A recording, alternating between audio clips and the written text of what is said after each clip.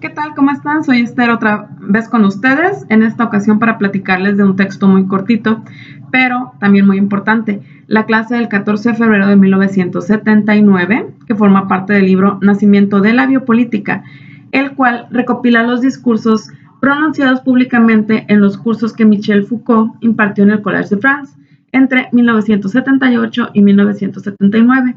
Este libro fue editado por primera vez en francés por Gallimard en 2004 y la versión que yo leí es la primera edición en español por el Fondo de Cultura Económica, que apareció en 2007. Este texto es muy curioso, ya que como se trata de una clase abierta al público en general, tiene algo de lenguaje coloquial y en él Foucault se dirige constantemente a su audiencia.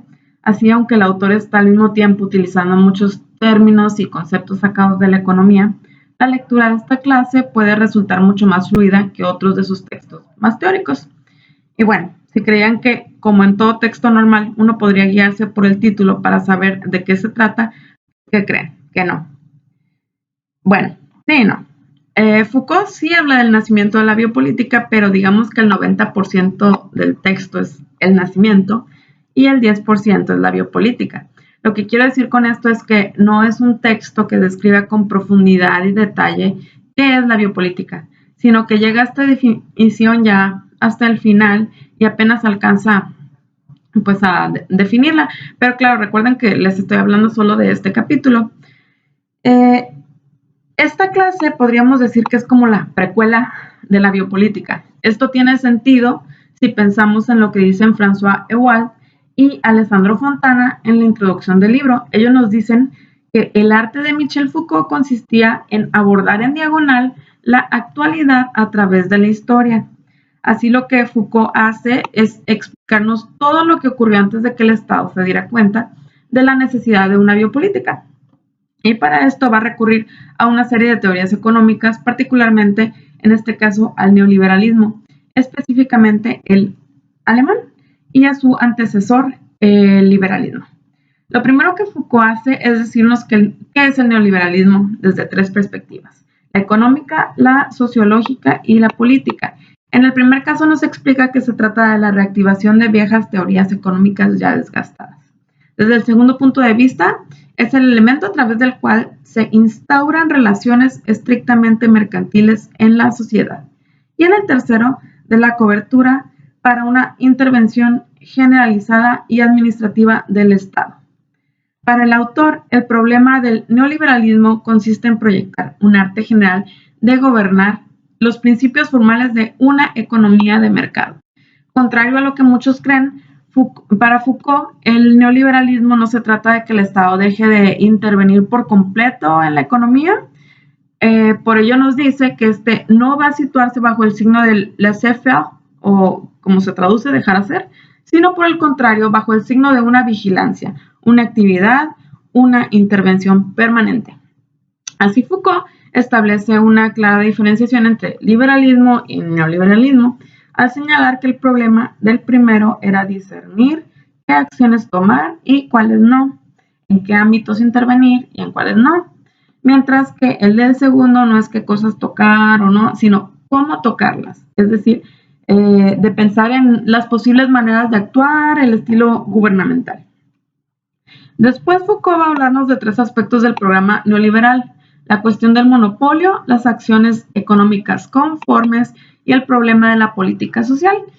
Sobre los fenómenos monopólicos, este va a decir que no se trata de formaciones espontáneas o naturales, sino que estos se desarrollan por los privilegios otorgados por los estados a ciertos individuos. Y que aunque en el capitalismo el aumento de capital fijo también se relaciona con este fenómeno, una cosa no lleva a la otra de forma ineludible. Lo que le parece importante identificar a Foucault es qué es lo perturbador de los monopolios en la economía, a lo cual él va a responder que se trata de su poder sobre los precios. Sin embargo, él mismo señala que mientras los monopolios apliquen precios competitivos, como si realmente hubiera competencia, esto no debería ser problema ni causa de desorden en la economía. Respecto a las acciones conformes, él las clasifica en reguladoras y ordenadoras. De las primeras nos dice que se trata de las acciones mediante las que el gobierno debe intervenir por razones coyunturales, no tanto sobre los mecanismos de la economía de mercado, sino sobre sus condiciones. Explica además que su finalidad principal será siempre la estabilidad de los precios y nada más, todo lo demás es secundario, y que como instrumento utilizará a la política crediticia. Así, por ejemplo, desde esta perspectiva, en el caso del desempleo, la intervención no es importante, ya que el desempleado no es una víctima, es solo un trabajador en tránsito hacia una actividad rentable. Las acciones ordenadoras, por su parte, son acciones que buscan intervenir sobre las condiciones más fundamentales, estructurales y generales. Aquí lo que se da es una política de marco que intervenga sobre la población, sobre las técnicas, el régimen jurídico y algo que suena casi sorprendente, el clima. Aquí recordemos pues que, o sea, lo que está haciendo Foucault no es decir lo que él piensa, sino digamos que presentarnos un montón de teorías neoliberales, ¿no? Si nos ponemos a pensar y volvemos un poco atrás, la intervención en estos tres primeros elementos, la población, las técnicas y el régimen jurídico, son algo que pudimos encontrarnos en el libro de Federici. Ahí podemos observar la transición del esclavismo a la servidumbre, lo cual implicó nuevas técnicas de trabajo. Otras cuestiones técnicas también que se modifican son los cercamientos de las tierras, la monetización de la economía y gracias al descenso de la población también pues se modifican las políticas de natalidad, se restringen una cantidad de derechos a las mujeres y da inicio la caza de brujas. El tercer punto que aborda Foucault es el de la política social, una política que nos dice que se fija como objetivo una distribución relativamente equitativa en el acceso de cada uno a los bienes consumibles. Esta distribución relativamente equitativa no significa, sin embargo, igualdad. El autor nos dice que desde esta perspectiva es preciso que haya quienes trabajen y quienes no, salarios grandes y pequeños, precios que suben y que bajan, pues una política social debe dejar actuar a la desigualdad, ya que esta funciona como una especie de regulador general de la sociedad al que todos, como es evidente, deben prestarse y plegarse. Así que aquí ya pongan más atención porque ya viene lo más importante. Foucault concluye que el objetivo del gobierno neoliberal no es corregir los efectos destructivos del mercado sobre la sociedad, sino que éste debe intervenir sobre la sociedad misma en su trama y su espesor. Debe dejar de ser un gobierno económico para convertirse en un fenómeno de la sociedad cuyo objetivo es la Vitalpolitik, la política de la vida. Aquí Foucault está retomando una idea del economista y sociólogo alemán Alexander Rustow para hablar de una política que tome conciencia de la situación vital del conjunto del trabajador, su situación real, concreta, de la mañana a la noche y de la noche a la mañana, la higiene material y moral, la sensación de limpieza, el seguimiento de integración social, etc. Y con esto él sienta las bases del concepto de biopolítica y prácticamente ahí termina la clase. El concepto de biopolítica me parece que vuelve a aparecer como tal. En este curso ya está el resumen final, donde la describe como la manera como se ha procurado desde el siglo XVIII racionalizar los problemas planteados a la práctica gubernamental por los fenómenos propios de un conjunto de seres vivos constituidos como población. Salud, higiene, natalidad, longevidad, razas. Y bueno, a pesar de que el esfuerzo de Foucault no se da tanto en el plano de la conceptualización de la biopolítica, sino de la elaboración de su genealogía, como señala Laura Basica-Lupo, el aporte de este autor resulta esencial en la discusión de este concepto, pues este lo reinventa y problematiza. En esta ocasión no les voy a recomendar ningún libro o artículo, sino que voy a hablarles de una serie que, aunque está basado en su libro homónimo, pues yo no lo he leído, así es que lo tengo pendiente.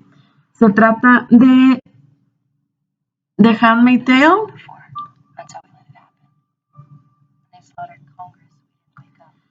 Esta serie fue estrenada en abril de este año por el servicio de streaming Hulu. Ay, aquí quiero que se vea. Este show está basado en la novela de la canadiense Margaret Atwood, que fue escrita en 1985. La serie se trata de una sociedad distópica llamada la República de Gilead, que en realidad son los Estados Unidos en el futuro.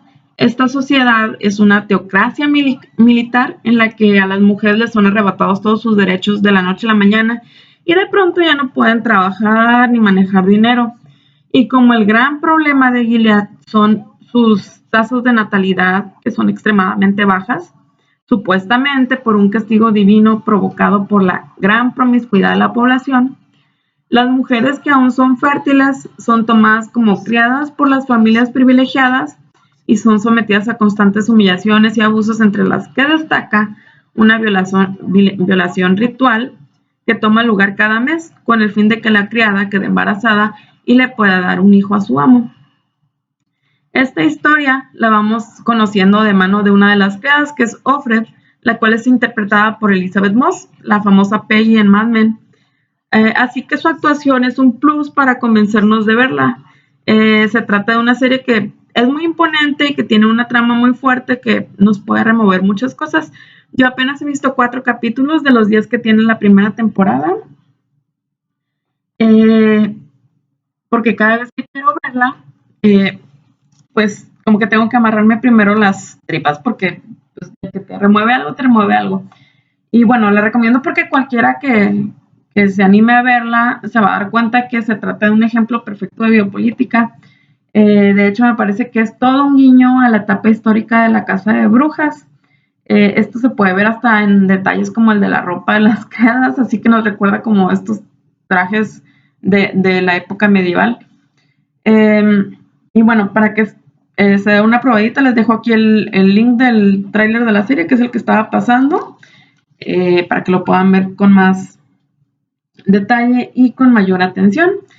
Y pues eso es todo por hoy y los veo en la próxima video reseña. Hasta luego.